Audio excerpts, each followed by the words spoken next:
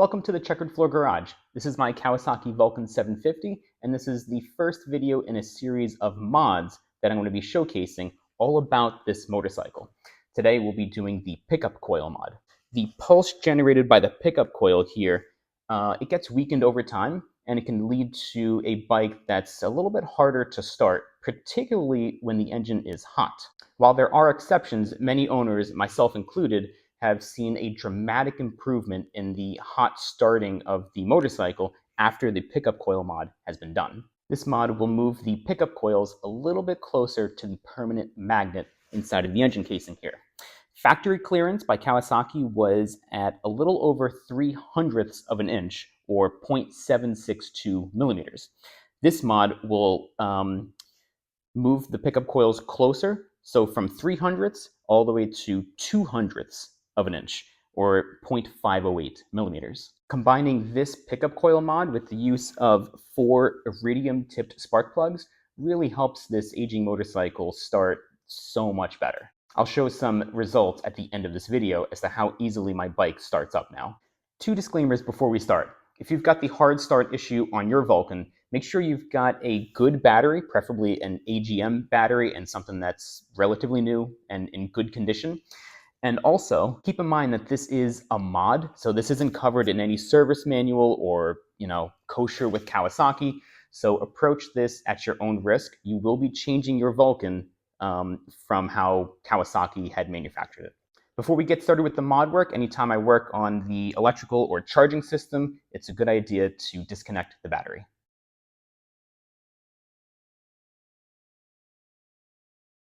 A life pro tip when working on motorcycle or automotive batteries: unplug the batteries from the negative side, the black side. That way you avoid that spark that is normally associated when you plug in your red battery cable. Before getting started with the pickup coil mod work, get the bike up with a center stand. It'll give you more space to work with down here, and I think you will lose less oil when you open up this cover. Next, I'm going to put some aluminum foil around here to prevent any oil from spilling out. But if I recall correctly from doing this maybe 2 years ago, I don't remember much oil coming out anyways. Next, you want to get a really good Phillips head screwdriver. I'm going to be using this impact driver. I'm not going to be using a hammer to hit it. I'm just going to use this because it's got a really good bit. I say use a good screwdriver because I've heard that these screws can be really tight or sometimes stuck on other motorcycles for other owners. Here's what my cover looks like.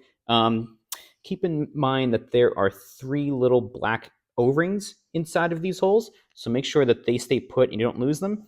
And now that you have this cover off, it's a good idea to use this time to check the gasket around the housing. Mine looks to be in really good shape. Here's what it looks like behind the casing. The stator is right back there, and then your 2 pickup coils are here and here. Let's take a closer look at what they look like before we start doing some modifications. Here's a close-up of the top pickup coil. I've rotated the engine a bit, and I'll show you how to do that right after this. But this part of the spinning assembly, when it passes over this nub there, that little nub of the pickup coil, essentially that sends a signal and it just provides timing to the spark plug, at a very high level. So what we're doing, right at the very tip of the pencil, this pickup coil mod will bring this gap closer. It'll shorten the gap, again, from 3/100ths of an inch to 2/100ths of an inch. And we'll need to do this for both pickup coils, the top one and the bottom one. Now, to spin the engine to get the nub of the pickup coil over that raised part, you'll want to use a 17 mil socket, and you want to turn it forward, counterclockwise. All right, so just like this.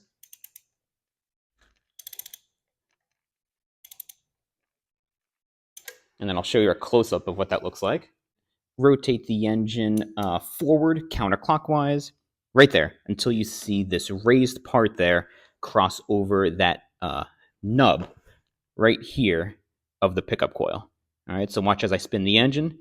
That raised part goes away. Now you'll need to keep spinning it again until you get another raised part, because the gap between that raised part and the nub is the 2/100ths inch gap that we're targeting for the pickup coil mod. Next, let's remove the pickup coil. We'll start with the top one. Remove these 2 Phillips screws. Before you loosen the 2 screws, make sure to turn the engine such that that raised part is not near the nub. So my raised part is actually way down here, because if your raised part is by the nub of the pickup coil, there's going to be a strong magnetic pull, and it'll be hard to get the pickup coil out. You can see mine is loose. Also, before I take this out, I just wanted to show you. My screws were pretty tight, so I used a different bit, a thinner Phillips bit, with this big impact driver that I have. I didn't hit it with the hammer. I wouldn't recommend that. But this thinner bit allowed it to grab that Phillips screw and loosen it really, really well. So again, just make sure you're using a good screwdriver and don't strip these screws. With that raised part of the, I think it's called a rotor, out of the way, the pickup coil easily comes right on out. So the name of the game here with the Pickup Coil Mod is we're trying to move this nub closer to the magnet, closer to the rotor, and you do so by grinding out a little bit right here. Again, to bring that gap from the stock roughly 3/100ths or a little bit higher down to 2/100ths. Some owners have even done 18, 0.018. I used a little Dremel tool to cut away a little crescent piece right there. And then same thing down here. I've also heard of other owners, other forum members, they used a chainsaw filing, a chainsaw sharpening bit. Now, as you're doing this grinding work, you want to be mindful of where the metal shavings are going, because, well, first off, these are magnetic, so it's just going to hold on to all those little shavings, and you don't want shavings to get in here into the stator, into the engine. So it's also a good idea to use some aluminum foil, cover this side up as you're doing the work on each of these pickup coils as you're doing the grinding. Now this part gets to be a little bit tedious, because what you're going to do is a little bit of grinding, and then you're going to check your work. You're going to see how close to your target of 2/100ths of an inch, or 0.508 millimeters, that you are. So do a little bit of grinding, put this back on, secure it with your screwdriver, with the 2 screws, and then you're going to check the gap with one of these, a feeler gauge. You can pick these up at any auto store. And again, I'm targeting 2/100ths of an inch, 0.020 inches, or 0.508 millimeters. And again, I've seen other owners target 0.018 inches. When you're putting the screws back on, start first by hand tightening it. That way you know that the screw is in and the threads are aligned and you don't strip anything. And then once you know that the screw is in, go ahead and tighten it down. And we're going to rotate the engine forward up until that raised part crosses over the little nub. Here's what it looks like with my feeler gauge in between the nub of the pickup coil and the raised part of the rotor. Now you can go ahead and get a plastic or even I think a brass feeler gauge, and it won't get stuck to the magnets, but I've been fine with my metal feeler gauge here. Slide the feeler gauge in the gap, and when you're at your target of 2/100ths of an inch, you should feel a small amount of friction when you insert the gauge, but not so much that it's difficult to move. You can use larger sizes to kind of monitor your progress as you take it down from the roughly factory setting of 3/100ths of an inch all the way down to 2/100ths of an inch. So, you can measure it and see if it's 0.024, 0.023, 22, all the way down to 0.020 inches. Once you're done adjusting the pickup coils, you're also going to want to apply some Loctite, some blue Loctite, to these screws to make sure that they stay in place. One more thing, rotate the engine. Before you do the blue Loctite, rotate the engine such that that raised part is away from the nub. That way you don't mess anything up with the gap that you just perfected.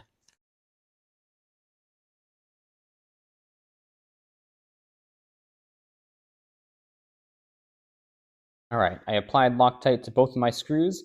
I'm not going to show anything with the bottom one. I'm not going to touch it because it's the same exact procedure. Next, let's get this housing cover back on. And again, make sure that the 3 O-rings are in place and that your main O-ring here, your main gasket, doesn't get pinched at all.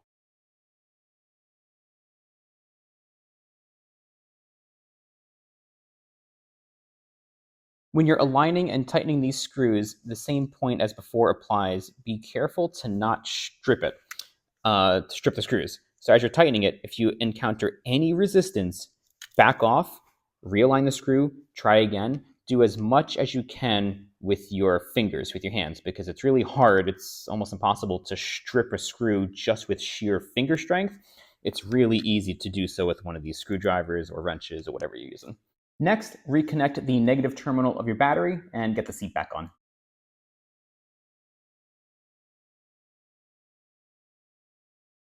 That wraps up the Pickup Coil mod.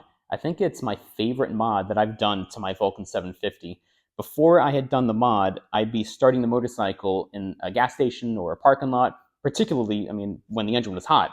And it would backfire through my straight pipes and it would just be so incredibly loud. The Pickup Coil mod makes this bike start, I think, better than any new motorcycle, any new fuel-injected motorcycle out there on the market. After this outro, I'll put in a video to show the results of how incredibly easy it is to start this motorcycle with the mod, the iridium tipped spark plugs, and a good AGM battery. So check the description down below. It's got helpful links to forums and posts and any kind of corrections that I need to make in, after the fact to this video. And I thank you very much for watching. If you've got ideas for future things you want to see done in a video format series to this motorcycle, let me know down below. Thanks again.